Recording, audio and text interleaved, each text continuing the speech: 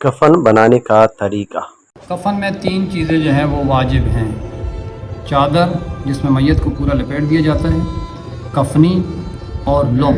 یہ 3 چیزیں جو ہے واجب ہیں، اس کے علاوہ باقی جو ہے مستحبات۔ آج ہم سب سے پہلے جو ہے بنائیں گے چادر۔ چادر یعنی اتنی بڑی ہو کہ جس کے اندر میت جو ہے پورا لپیٹ دیا جائے، اور لمبائی میں اتنی ہو کہ میت کے پاؤں کی طرف سے اوپر سے گرا لگ جائے اور سر کی طرف سے بھی جو ہے وہ گرا لگ جائے۔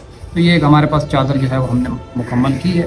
تقریباً یہ چادر جو ہے وہ لمبائی میں 2.5 گز کے برابر ہے۔ تو کم سے کم اس میں ایک شخص جو ہے وہ نارمل شخص جو ہے اس کے اندر آ سکتا ہے۔ یہ 1.5 گز بر اس کا بر ہے، اور لمبائی میں یہ تقریباً 2 سے 2.5 گز ہے۔ اس میں ایک عام نارمل شخص جو ہے وہ آ جاتا ہے۔ باقی جتنا سائز ہوگا اس کے مطابق جو ہے وہ چادر کو کاٹا جا سکتا ہے۔ اب یہ کفنی ہے، تو کفنی ہم تیار کرتے ہیں۔ کفنی اتنی ہونی چاہیے کہ آپ کے شولڈر سے لے کر آپ کے گھٹنوں تک آ جائے۔ بہتر ہے کہ وہ آپ کی پنڈلیوں تک آئے۔ بیک سے چھوٹا ہونا چاہیے، وہ آپ کی پیٹھ تک آ جائے، اور فرنٹ جو ہے وہ آپ کی پنڈلیوں تک آ جائے۔ تو یہ ہم بنا رہے ہیں کفنی کے بنانے کا طریقہ۔ یہ دیکھیں کہ فرنٹ ہمارا آگے کا حصہ جو ہے وہ بڑا ہے، پیچھے کا حصہ جو ہے وہ چھوٹا ہے۔ اب اسے ہم یہاں سے اس کا گلا بنا دیں گے۔ اس کو اس طریقے سے کریں گے۔ کرنے کے بعد یہاں پر ہم نے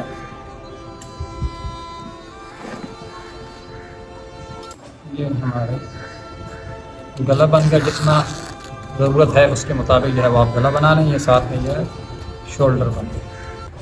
دوسری طرف بھی ہم جیسے یہ ہماری کفنی جو ہے وہ تیار کرتے ہیں۔ تیسرا واجب لنگ ہے۔ تقریباً اس کا جو لمبائی ہے اتنی ہونی چاہیے کہ 1 سوا گز جو ناف سے لے کر آپ کی پنڈلیوں تک آ جائے، اور بہتر ہے کہ سینے سے لے کر جو ہے وہ آپ کی پنڈلیوں تک آ جائے۔ تو یہ ہم بنائیں گے اب لنگ۔ یہ ہماری لنگ تیار ہوگی۔ اس کے اندر جو ہے جس طریقے سے میت کو جو ہے اس کے اندر رکھا جائے گا اور اوپر سے اسے بند کر دیا جائے گا۔ یہ ہماری لنگ جو ہے تیار۔ مستحبات میں سے ہے لنگوٹ۔ لنگوٹ باندھیں گے، اور یہ اس کی لمبائی تقریباً جو ہے وہ 3 گز سوا 3 گز جو ہے وہ بنتی ہے۔ چوڑائی میں یہ گز بر ہے اس کا۔ یہ آپ یہاں سے بنا لیں گے۔ مکمل کیا۔ اب آپ اس سے درمیان سے اس طریقے سے کاٹ دیں۔ جی اس طریقے سے کاٹ دینا ہے۔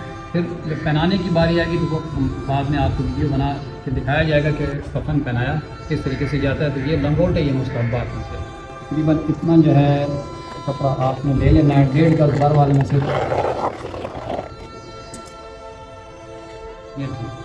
یہ آپ نے کمر بند ہے، یہ آپ کا یہ بھی مستحبات میں سے۔ یہاں سے یہ کمر بند جو ہے آپ نے اس طریقے سے باندھ دینا۔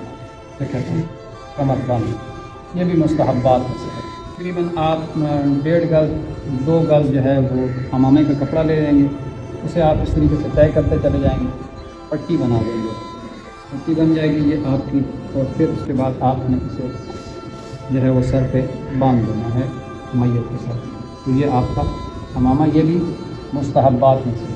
یہ ستر پوش ہے، تقریباً گز کا یا 1.5 گز کا آپ ستر پوش بنا لیں گے۔ جب میت کو آپ غسل دے رہے ہوں تو اس کے کپڑے اتارنے کے بعد یہ ستر پوش اوپر دے دیا جاتا ہے۔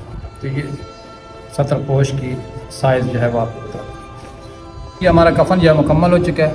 یہ 2 بند چھوٹے جو سر کی طرف سے اور پاؤں کی طرف سے باندھے جائیں گے، اور یہ بڑا بند جو ہے وہ درمیان میں باندھا جائے گا۔